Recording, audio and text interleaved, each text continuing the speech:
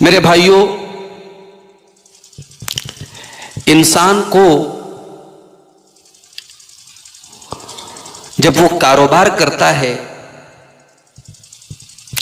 تو پروفٹ اور لاس، نفع اور نقصان، ان دونوں کو سامنے رکھ کر انسان کاروبار کرتا ہے۔ انسان یہ مان کر کے چلتا ہے کہ میرا نقصان بھی ہو سکتا ہے، لیکن کوئی بھی انسان جب بزنس کرتا ہے یا کاروبار کرتا ہے تو اس کی ایک کوشش یہ ہوتی ہے کہ میری پونجی ختم نہ ہو، میرا جو کیپٹل ہے، میرا جو سرمایہ ہے وہ برباد نہ ہو۔ ایک مومن کا کیپٹل کیا ہے؟ ایک ایمان والے کا سرمایہ کیا ہے؟ ایک ایمان والے کی پونجی کیا ہے؟ اگر آپ اس بات کو سمجھنا چاہتے ہیں تو قرآن کریم کے 3 پارے کی آخری آیت دیکھ لیجیے۔ ایک مومن کے لیے سب سے قیمتی چیز کیا ہے؟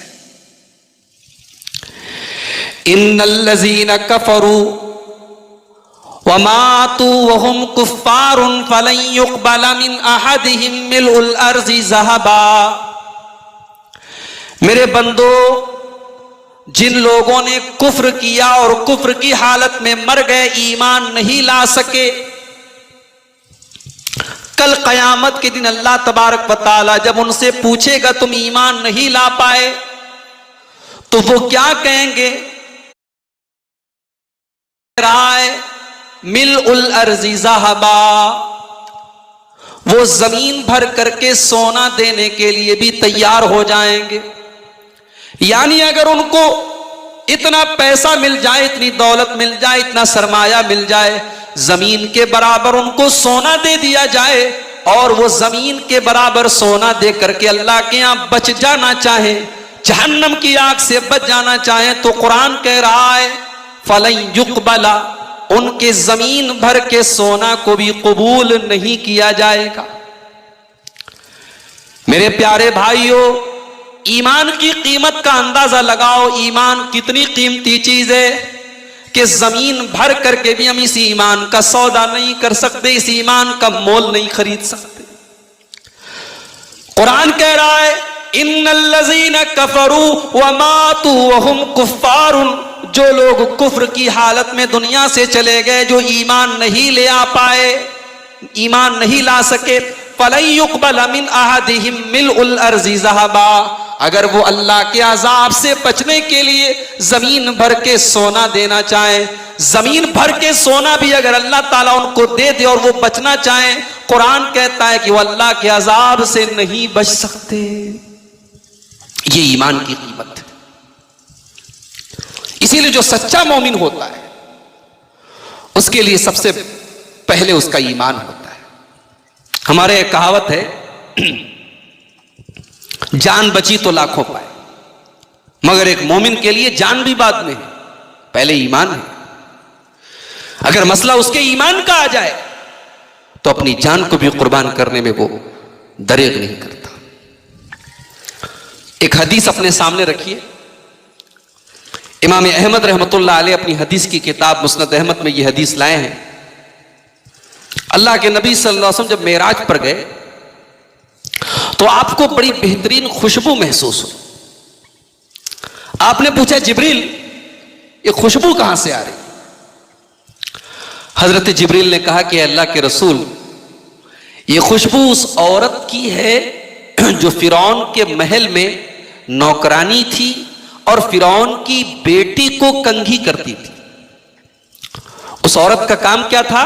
فرعون کی بیٹی کے بالوں کو کنگھی کرتی تھی۔ یہ اسی عورت کی خوشبو ہے، اس کے بچوں کی خوشبو ہے۔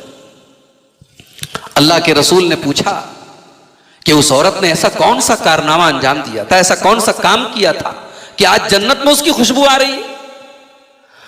کہا اے اللہ کے نبی، ایک مرتبہ وہ عورت فرعون کی بیٹی کو کنگھی کر رہی تھی، فسقطت المدیۃ من یدہا، اس کے ہاتھ سے وہ کنگھی گر گئی، وہ کنگھی زمین پر گر گئی، فوراً اس کی زبان سے بسم اللہ نکل گیا۔ غور کرو میرے پیارے بھائیوں، میری ماں بہنوں، آج ہمارے ساتھ اگر کوئی اچانک کوئی حادثہ ہو جائے، کوئی بات ہو جائے، تو ہماری زبان سے بسم اللہ نہیں نکلتا، اللہ کا نام نہیں نکلتا۔ ارے باپ رے، ہم لوگ ایسے بولتے ہیں، ارے باپ رے، ارے ماں، کچھ لوگ ایسے بولتے ہیں۔ انتہائی جہالت کی بات ہے۔ ایک مسلمان کی زبان سے اچانک اگر کوئی ایکسیڈنٹ ہو جائے، کوئی حادثہ ہو جائے، تو سب سے پہلے اللہ کا نام نکلنا چاہیے۔ ہمارے منہ سے ارے باپ رے نکلتا ہے، غلط ہے یہ، اس کو چھوڑ دیجیے۔ اس عورت کے ہاتھ سے چھری گری، معاف کیجیے، کنگھی گری، اس عورت نے فوراً کہا بسم اللہ۔ فرعون کی بیٹی بولی تم کس کا نام لے رہی ہو؟ کہا کہ میں اپنے رب کا نام لے رہی ہوں۔ کہا اچھا اچھا، تم میرے باپ کا نام لے رہی ہو؟ کہا نہیں نہیں، میں اللہ کا نام لے رہی ہوں جو میرا رب ہے۔ کہا کہ کیا میرے باپ کے علاوہ بھی تمہارا کوئی رب ہے؟ کہا کہ ہاں، میرا اللہ میرا بھی رب ہے، تمہارا بھی رب ہے، تمہارے باپ کا بھی رب ہے۔ فرعون کی بیٹی کہتی ہے کیا میں یہ بات اپنے باپ کو بتا دوں؟ کہا بڑے شوق سے بتا سکتی ہو، مجھے کوئی ڈر نہیں۔ دیکھیے مسئلہ ایمان کا آ گیا، مسئلہ توحید کا آ گیا۔ وہ غریب عورت ہے، وہ نوکرانی ہے، وہ فرعون کے محل میں کام کرتی ہے، مگر میری پیاری ماں بہنوں، اس کا ایمان تو دیکھو، اس کی توحید تو دیکھو۔ فرعون کی بیٹی کہتی ہے کہ کیا میں اپنے باپ کو یہ بات بتا دوں؟ وہ کہتی ہے تم بتا سکتی ہو۔ فرعون کو پتا چلا کہ میرے ہی محل میں، میرے ہی ٹکڑوں پر پلنے والی ایک نوکرانی مجھ کو چھوڑ کر کے اللہ کو اپنا رب مانتی ہے۔ فرعون نے بلوایا۔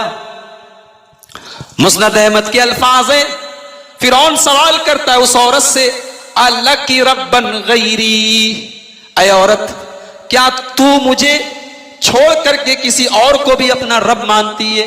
کیا میرے علاوہ بھی تیرا کوئی رب ہے؟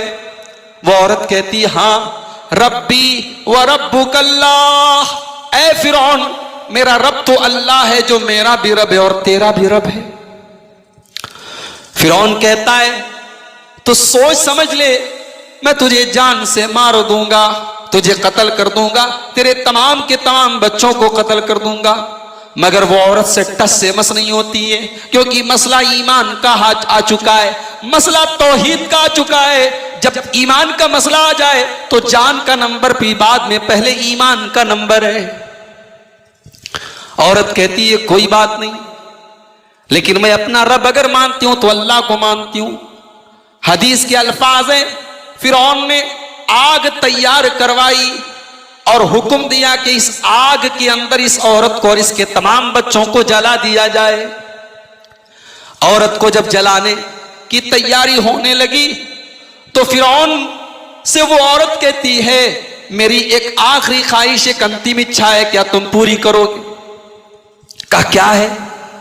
کہا میری اچھا یہ ہے، میری خواہش یہ ہے کہ میرے مرنے کے بعد، میرے بچوں کے مرنے کے بعد جب ہم جلا دیے جائیں گے، جب ہم جل جائیں گے، ہماری ڈیڈ باڈیز کی جو راکھ ہوگی، ہماری لاش کے جو بچے کچے حصے ہوں گے، تم اسے کسی کپڑے میں رکھ کر کے مٹی میں دفن کر دینا۔ فرعون نے کہا ٹھیک ہے، ہم تمہاری یہ آخری خواہش پوری کریں۔ چنانچہ حدیث کے الفاظ ہیں، ایک ایک کر کے اس عورت کے سامنے اس کے تمام بچوں کو پہلے آگ میں ڈالا گیا، ایک ایک کر کے تمام کے تمام بچے آگ میں جلا دیے گئے۔ آخر میں وہ عورت بچتی ہے اور اس کے گود میں دودھ پیتا ایک بچہ ہے، وہ بچتا ہے۔ اب عورت بچی ہے اور اس کا وہ معصوم بچہ بچا ہے۔ عورت اس بچے کو گود میں لے کر آگ میں جانے کی کوشش کرتی ہے، مگر ڈر کر کے پیچھے آ جاتی ہے۔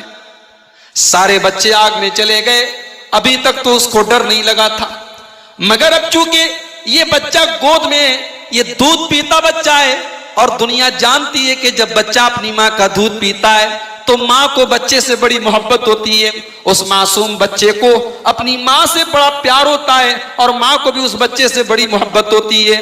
عورت کو اپنے اس معصوم بچے کو دیکھ کر کے ترس آیا اور وہ آگ میں فکأنما تقاعست، وہ عورت جھجکنے لگی، گھبرانے لگی کہ آگ میں کیسے جاؤں۔ اللہ تبارک و تعالیٰ نے اس دودھ پیتے بچے کو، اس شیر خار بچے کو، اس دودھ منہے بچے کو اللہ تبارک و تعالیٰ نے قوت گویائی دے دی، بولنے کی چھمتا دے دی، بولنے کی طاقت دے دی، اور وہ بچہ جو ابھی ماں کا دودھ پی رہا ہے وہ بچہ کہتا ہے یا امی اقتحمی فإن عذاب الدنیا احون من عذاب النار۔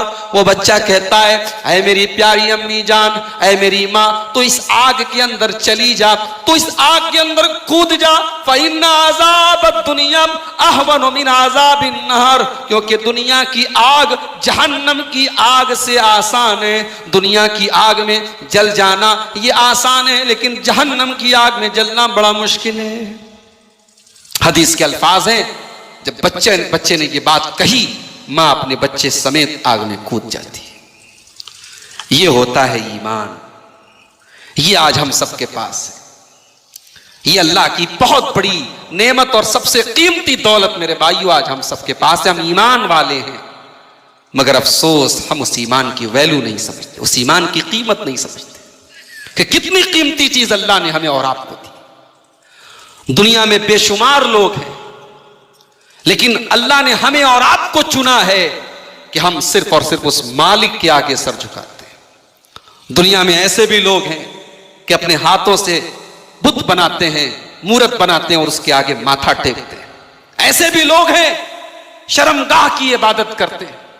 ایسے بھی لوگ ہیں گائے اور بچھو اور سور اور بندر سے ڈرتے ہیں، مگر اللہ نے ہمیں اور آپ کو توحید جیسی دولت سے دیا ہے، نوازا ہے، ایمان جیسی دولت سے نوازا ہے جو صرف اور صرف ہمارے پاس ہے، مگر ہمیں اور آپ کو اس دولت کی قدر و قیمت نہیں معلوم، کیونکہ ہم نے اس نعمت کو پانے کے لیے کچھ کھویا نہیں ہے۔ توحید کی اور ایمان کی اس دولت کو حاصل کرنے کے لیے ہمیں کچھ لگانا نہیں پڑا ہے، ہمیں فری میں یہ دولت ملی ہے، اس لیے ہمیں اس کی قدر نہیں معلوم۔ اس نعمت کی قدر اگر جاننا ہے تو حضرت بلال سے جا کر کے پوچھ لو۔ ہاں یہ وہی بلال ہیں جو دنیا کی نظر میں بڑے کالے کلوٹے ہیں، جو حبشہ کے رہنے والے ہیں، مگر ایمان نے اس بلال کو وہ مقام دیا ہے کہ نبی کی مسجد میں جب تک بلال کی زبان سے حی علی الصلاۃ کی آواز نہیں آتی ہے، جب تک بلال کی زبان سے اللہ اکبر کی صدائیں بلند نہیں ہوتی ہیں، تب تک مسجد نبوی میں نبی کی زندگی میں نماز نہیں ہوتی ہے۔ یہ نبی کے مؤذن ہیں، یہ نبی کے صحابی ہیں، یہ نبی کے لاڈلے بلال ہیں۔ یہ بلال جب ایمان لائے، ان کا مالک ان کو عرب کی تپتی ہوئی ریت پر لٹا رہا ہے، ان کے اوپر سینے پر گرم پتھر رکھ رہا ہے اور تڑپا تڑپا کر انہیں ٹارچر کر رہا ہے، انہیں یاتنائیں دے رہا ہے، انہیں تکلیفیں دے رہا ہے، اور کہہ رہا ہے اے بلال ہم تمہیں ستانا نہیں چاہتے، تم اگر محمد الرسول اللہ کا دین چھوڑ دو، تم اسلام چھوڑ دو، تم ایمان کا راستہ چھوڑ دو، اے بلال ہم تمہیں تکلیف دینا چھوڑ دیں گے، مگر اے بلال تم بہت خوبصورت تو نہیں ہو، تم بہت کورے چٹے تو نہیں ہو، اور آج کے ہمارے نوجوانوں کی طرح تم بہت خوبصورتی کے پیچھے تو نہیں بھاگ رہے ہو، لیکن اے بلال تمہیں اللہ نے کیسا دین دیا، کیسا ایمان دیا، تمہارے دل کے اندر اللہ نے ایمان کی کیسی محبت رکھ دی ہے کہ بلال کی چربیاں اس تپتی ہوئی ریت پر پگھل رہی ہیں، بلال کا سینہ گرم پتھر کے نیچے دبا ہوا ہے، مگر بلال کی زبان پر اب بھی احد احد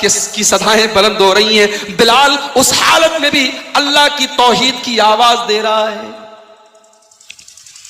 توحید کیا ہے میرے بھائی؟ یہ کوئی بلال سے سیکھے۔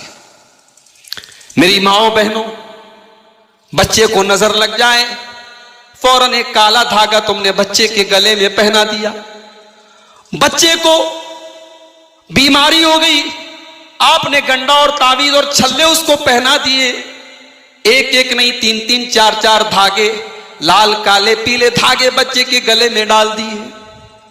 او میری ماں بہنوں، تم ایمان والی عورتوں، تم ان عورتوں کی سے تمہارا رشتہ ہے، تم ان عورتوں کی کہ نقش قدم پر چلنے والی تمہیں ہونا چاہیے تھا، تمہیں حضرت سمیہ کے جیسا ہونا چاہیے تھا۔ یہ وہی سمیہ ہیں جن کی آنکھوں کے سامنے ان کا شوہر یاسر بھی موجود ہے، ان کا بیٹا عمار بھی موجود ہے، اور ابو جہل کہتا ہے اے سمیہ تم نے اگر محمد الرسول اللہ کا دین نہیں چھوڑا، تم نے اگر ایمان کا راستہ نہیں چھوڑا، تم نے اگر اسلام کا راستہ نہیں چھوڑا، تو اے سمیہ ہم تمہارے بیٹے کے سامنے تمہیں ننگا کر دیں گے، تمہیں بے آبرو کر دیں گے، تمہارے بیٹے کے سامنے تمہیں ننگا ہو جانا پڑے گا۔ مگر اے سمیہ تیرے ایمان و استقامت کا کیا کہنا کہ سمیہ نے اپنی عزت و آبرو اور اپنے بدن کے کپڑے اتر جانے کی پرواہ نہ کی، ایمان کے ساتھ کوئی کمپرومائز، کوئی سمجھوتا نہیں کیا۔ جوان بیٹے کے سامنے ماں کو ننگا کر دیا گیا، اور اس حیوانیت اور دردناک طریقے سے حضرت سمیہ کو شہید کیا گیا کہ پوری انسانی تاریخ میں اس کی مثال نہیں ملتی۔ میری پیاری ماں بہنوں، سمیہ شہید ہو جاتی ہیں، سمیہ دنیا سے چلی جاتی ہیں، مگر اپنے ایمان سے سمجھوتا نہیں کرتی ہیں۔ آج اپنے آپ کو مسلمان کہنے والی عورت ہے، آج اس کے گلے میں، اس کے بچوں کے گلے میں تعویذ بھی نظر آ رہا ہے۔ آج ذرا سی کوئی تکلیف آ جائے تو ایک مسلمان عورت اپنی توحید سے سمجھوتا کرنے کے لیے کیسے تیار ہو جاتی ہے۔ توحید وہ چیز ہے میرے بھائیوں کہ ہماری زندگی کی پیدائش کا مقصد یہی توحید۔ ہر چیز کا ایک مقصد ہوتا ہے، اگر وہ چیز اپنے مقصد پر کھری نہ اترے تو بیکار ہے۔ مائک کا مقصد ہے میری آواز آپ تک پہنچانا، مائک اگر اپنے مقصد کو پورا نہ کرے تو مائک کو اٹھا کے پھینک دیا جائے۔ ہر چیز کا ایک مقصد ہے، ہمارا اور آپ کا مقصد کیا ہے؟ قرآن کہتا ہے وَمَا خَلَقْتُ الْجِنَّ وَالْإِنسَ إِلَّا لِيَعْبُدُونَ، میرے بندو میں نے تمہیں صرف اور صرف اپنی عبادت کے لیے، اپنی توحید کے لیے پیدا کیا ہے، تمہیں دنیا میں اس لیے لایا گیا ہے تم ایک اللہ کی عبادت کرو، تم ڈرو تو اسی سے ڈرو، تم امید لگاؤ تو اسی سے لگاؤ، تم قسم کھاؤ تو اسی کے نام کی کھاؤ، تم جانور کے گلے پر چھری چلاؤ تو اسی کے نام کی چلاؤ، تم نذر اور منت مانو تو اسی کے نام کی مانو، تم طواف کرو تو اسی کے گھر کا کرو، تم صدقہ خیرات کرو تو اسی کی راہ میں کرو، تم ڈرو تو اسی سے ڈرو، تم امید لگاؤ تو اسی سے لگاؤ۔ یہ توحید ہی تمہاری زندگی کا مقصد ہے۔ اور ایک بات بتاؤں آپ کو، یہ جو توحید ہے نا، آج ہماری اتنی بڑی جماعت موجود ہے یہاں، الحمدللہ جہاں تک میں جانتا ہوں شنکر نگر کے بارے میں، یہ زیادہ تر یہاں کے لوگ اہل حدیث ہیں، الحمدللہ ٹوٹل مکمل اہل حدیث الحمدللہ، علماء کی بستی ہے۔ ہماری جماعت کے جو بڑے بڑے گوہر پارے ہیں ان کا تعلق اس علاقے سے۔ مگر میرے بھائیوں ایک بات میں کہنا چاہتا ہوں کہ ہمارا علاقہ بہت نامور ہے، یا ہمارے علاقے سے بڑی علمی شخصیتیں اٹھی ہیں، اللہ تبارک و تعالیٰ کے یہاں یہ چیز امپورٹنٹ نہیں ہوگی، امپورٹنٹ یہ ہوگی کہ آپ کا ایمان کیسا ہے، آپ کا عقیدہ کیسا ہے۔ اللہ تعالیٰ کے یہاں پیدرم سلطان بود نہیں چلتا میرا باپ بادشاہ تھا تو میں بھی بادشاہ ہوں۔ اللہ کے ہاں رشتے ناتے نہیں چلتے۔ اگر اللہ تعالیٰ کے ہاں رشتے ناتوں کی کوئی حیثیت ہوتی تو نوح علیہ السلام کا بیٹا ان کی آنکھوں کے سامنے نہ ڈوبا ہوتا۔ نوح علیہ السلام اپنے بیٹے کو بلا رہے ہیں، یا بنی ارکب معنا، اے میرے بیٹے طوفان آنے والا ہے، میری کشتی میں آ جاؤ، اس کشتی میں جو آئے گا وہی بچے گا، باقی کوئی نہیں بچے گا۔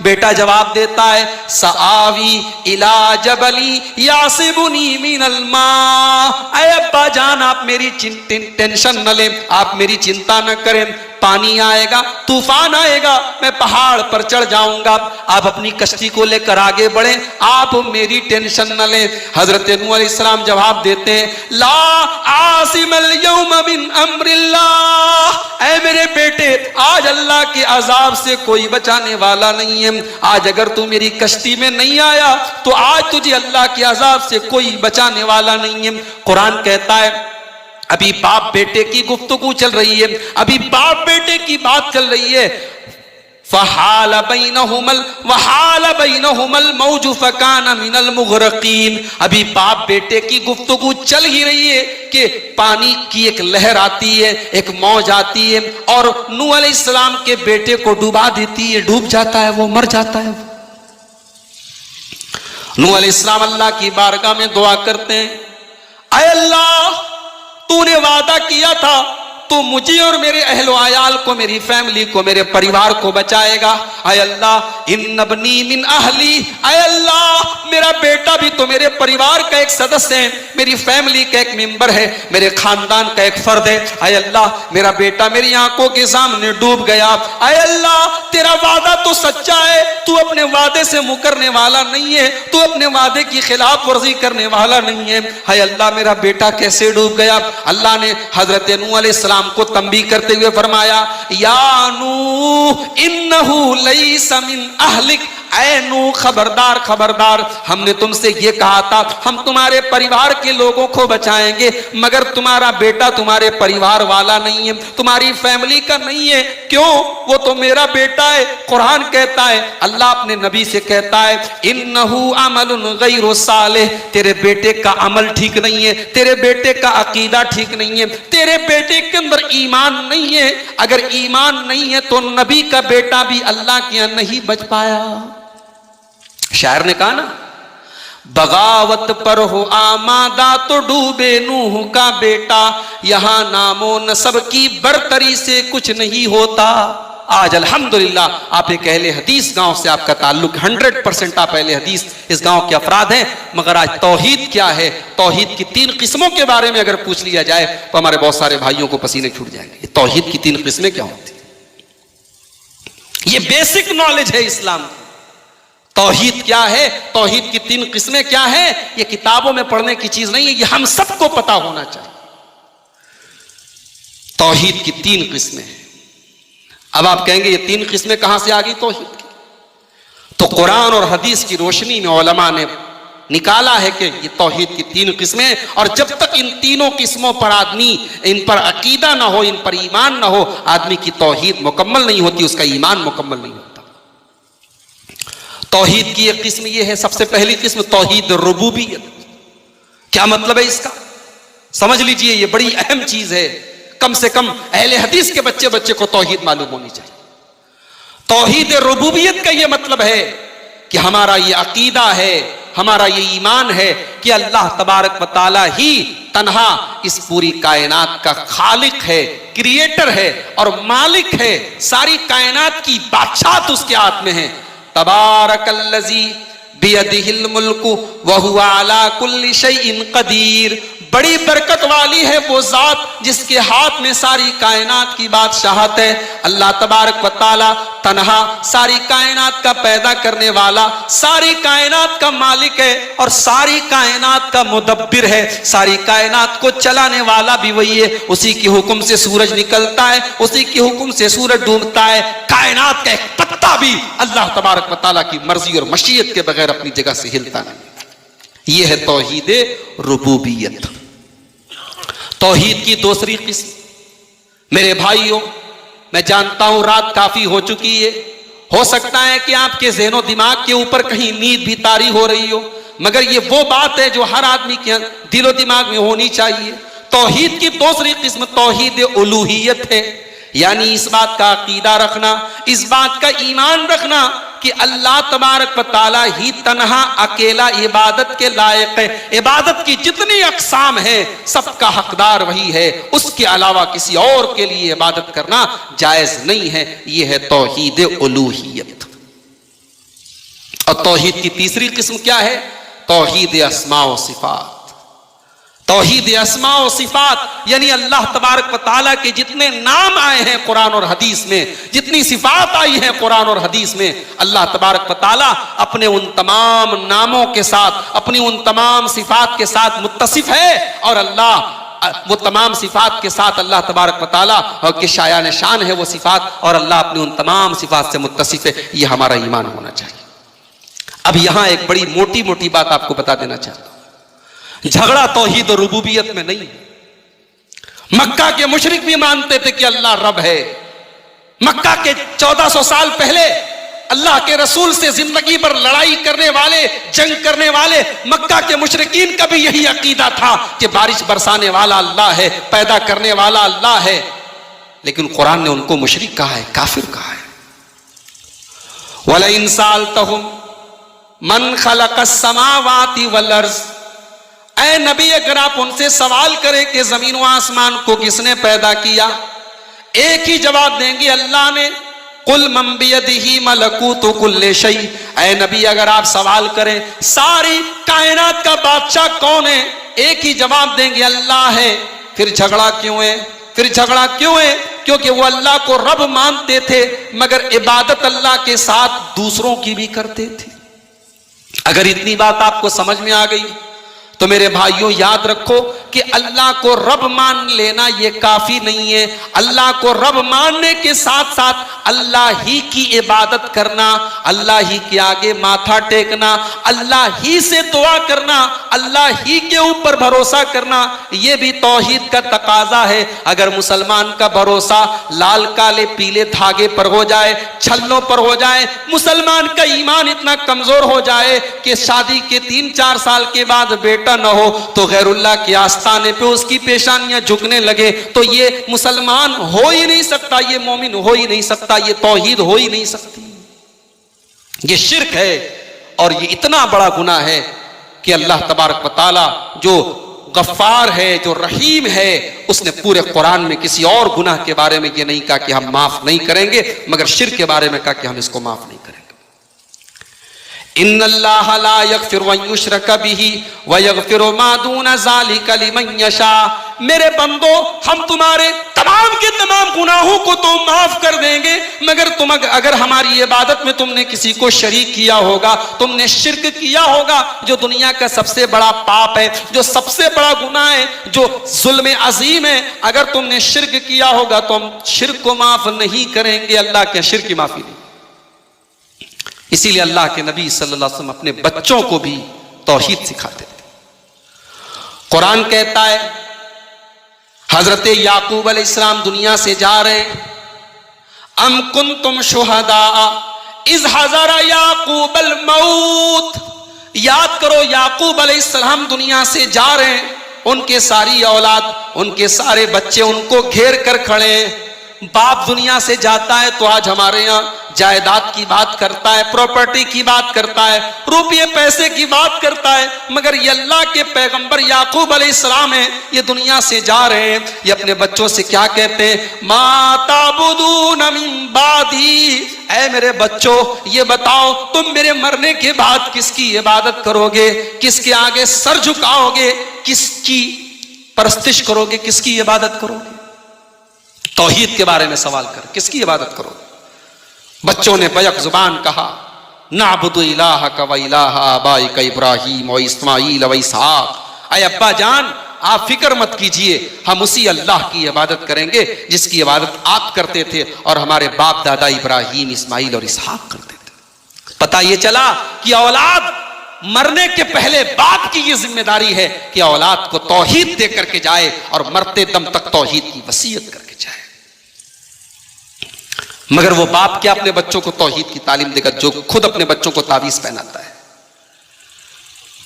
ذرا سوچو کہ قرآن کی اس سے بڑی بے حرمتی کیا ہوگی کہ اسی تعویذ کو پہن کر کے بچہ لیٹرین کر رہا ہے، اسی تعویذ کو پہن کر کے میاں بیوی ملاقات کر رہے ہیں۔ قرآن کریم کی اس سے بڑی بے حرمتی کیسے ہو سکتی ہے اور کہاں ہو سکتی ہے؟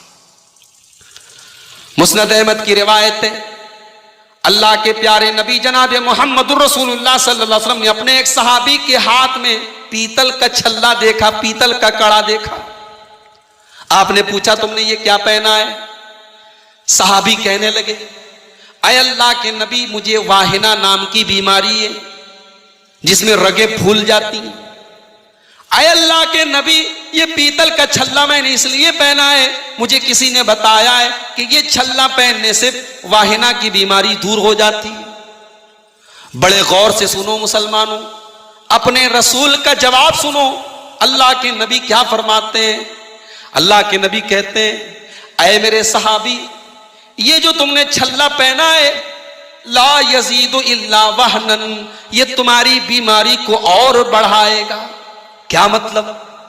یعنی اگر ہو سکتا ہے جسمانی بیماری تو دور بھی ہو جائے، مگر جو عقیدے کے اندر بیماری ہو جائے گی، جو ایمان کے اندر بیماری ہو جائے گی، وہ تو دور ہونے والی نہیں ہے۔ تمہارا اس چھلے کے اوپر جب بھروسہ ہو جائے گا تو تم اللہ کو چھوڑ کر کے اسی چھلے کو اپنا رب مان لو گے، اسی کو تم نفع نقصان کا مالک مان لو گے۔ یہ سب سے بڑا نقصان ہوگا۔ اور اللہ کے نبی آگے فرماتے ہیں اگر تم اسی حال میں مر گئے، یہ چھلا پہنے ہوئے، یہ تعویذ پہنے ہوئے، یہ گنڈا پہنے ہوئے اگر تم دنیا سے چلے گئے، ما افلحتا بدا، تو تم کبھی کامیاب نہیں ہو سکو گے۔ کامیاب نہیں ہو سکتا ہے شرک کرنے والا، کبھی کامیاب نہیں ہو سکتا۔ اللہ نے قرآن میں اعلان کر دیا انہو من یشرک باللہ فقد حرم اللہ علیہ الجنہ ومأواہ النار وما للظالمین من انصار۔ شرک کرنے والا، اللہ نے شرک کرنے والے کے اوپر جنت حرام کر دی ہے، اس کو جنت میں اللہ نہیں داخل کرے گا، اس کا ٹھکانہ ہمیشہ ہمیشہ جہنم میں ہے۔ اور آپ جانتے ہیں جہنم کیسی ہے؟ کل میرا پروگرام تھا مبارک پور کے اندر، مولانا صفی الرحمان مبارک پوری رحمۃ اللہ علیہ کے گاؤں حسین آباد، وہاں مجھے یہی عنوان ملا تھا جہنم کے اوپر۔ جہنم کیسی ہے، جہنم کیا ہے، ایک پورا عنوان ہے۔ میرے بھائیوں، اگر ہم صرف قرآن کی آیتوں کی روشنی میں دیکھیں جہنم تو رونگٹے کھڑے ہو جاتے ہیں۔ کیسی ہے اس کی آگ، کیسی ہے اس کی گہرائی، کیسی ہے۔ اللہ اکبر۔ اللہ کے نبی صحابہ کے ساتھ بیٹھے ہوئے، اچانک آپ نے آواز سنی، اذ سمع وجبۃ، ایک دھماکے کی آواز آئی۔ آپ نے پوچھا تدرون ما ھذا، اے صحابہ یہ جو آواز آ رہی ہے کیا تم جانتے ہو یہ کیسی آواز ہے؟ صحابہ کہنے لگے اللہ کے نبی اللہ و رسولہ عالم، ہمیں نہیں پتا، اللہ اور اس کے رسول زیادہ بہتر جانتے ہیں۔ آپ نے فرمایا ھذا حجر رمی بہ فی النار، اے میرے صحابہ یہ جو دھماکے کی آواز آئی ہے یہ ایک پتھر کے گرنے کی آواز ہے جو 70 سال پہلے گرایا گیا تھا، جو 70 سال پہلے گرا تھا اور آج جا کر کے یہ جہنم کی تہ تک پہنچا ہے، یہ جہنم کی حد تک پہنچا ہے۔ یعنی جہنم اتنی گہری ہے کہ جہنم کے اندر پتھر آج ڈالا جائے تو 70 سال بعد گرتا ہے۔ اللہ ہم سب کی حفاظت فرمائے۔ وہ شرک کرنے والے کے لیے اللہ نے کہا کہ اس کا ٹھکانہ ہمیشہ ہمیشہ جہنم ہے۔ اسی لیے میرے پیارے بھائیوں، عبداللہ ابن عباس اللہ کے رسول کے چچا زاد بھائی ہیں، وہ آپ کے ساتھ سواری کے اوپر بیٹھے ہیں۔ اللہ کے نبی اپنے چچا زاد بھائی سے کہتے ہیں یا غلام، اے بچے۔ عبداللہ ابن عباس کی عمر 10 یا 12 سال کی ہے۔ ہمارے یہاں 10 یا 12 سال کا بچہ کھیلتا ہے گلیوں میں، شرارتیں کرتا ہے۔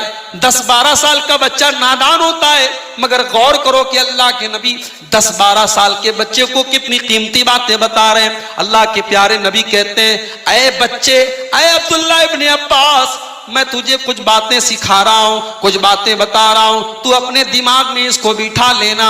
اے بچے، اذا سألت فاسأل اللہ، جب بھی تجھے سوال کرنا ہو تو تو اللہ کے سامنے سوال کرنا۔ وَإِذَا اسْتَعَنْتَ فَاسْتَعِنْ بِاللَّهِ، اور جب تجھے مدد مانگنی ہو تو اللہ سے مدد مانگنا۔